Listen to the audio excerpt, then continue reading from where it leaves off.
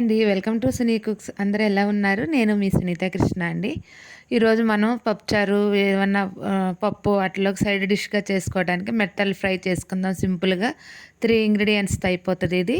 నేను already clean చేసుకుని మెత్తలు పెట్టుకున్నానండి. వెల్లుల్లిపాయలు కొంచెం ఎక్కువ వేసుకోవాలి. ఒక చిన్న ఉల్లిపాయ, ఒక పచ్చిమిర్చి తీసుకున్నాను. ఇప్పుడు ఆయిల్ పెట్టుకుందాం మనం. ఆయిల్ వేడెక్కింది. ఇప్పుడు కొంచెం మెత్తలు వేసేసుకుందాము. మెత్తలు ఫస్ట్ అవి బాగా రోస్ట్ చేసేసుకోవాలండి. మెత్తలు బాగా వేపాలి. ఇవి తీసేసుకొని ఒక ప్లేట్లో పెట్టుకుందామండి. ఇవి పెట్టుకున్నాక మళ్ళీ ఇదే ఆయిల్లో మనం ఇందాక కట్ చేసి పెట్టుకున్న ఆనియన్స్, పచ్చిమిర్చి కూడా వేసేసుకుందాం. ఇప్పుడు ఇవి కూడా బాగా వేపేసుకోవాలండి. ఇవి ఎంతో సింపుల్గా అయిపోతుంది. సైడ్ డిష్గా చాలా టేస్టీగా ఉంటుందండి సింపుల్ ఇంగ్రీడియంట్స్తో. ఎవరైనా తేలిగ్గా చేసుకోవచ్చు ఇష్టపడి తినేవాళ్ళు. మెత్తలతో నేను వేగుతున్నాగానే కొంచెం పసుపు, ఉప్పు వేసేసాను. వేసి మొత్తం మళ్ళీ బాగా కలుపుకోవాలండి.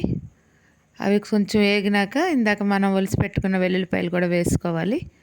ఇవే అసలు ఎక్కువ టేస్ట్ ఉంటాయి అందులో.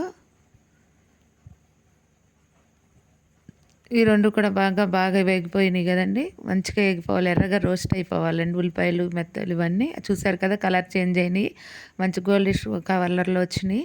ఇప్పుడు మనం ఇందాక వేపి పెట్టుకున్న మెత్తలు కూడా వేసి మొత్తం ఒక్కసారి కలిపేసుకుందామండి. కలుపుకున్నాక కొంచెం మనం దీనికి సరిపడా కారం వేసుకుందాం. నేను పచ్చిమిర్చి కూడా వేసాను. ఇప్పుడు కారం కూడా వేసి బాగా రోస్ట్ చేసేసుకోవాలండి.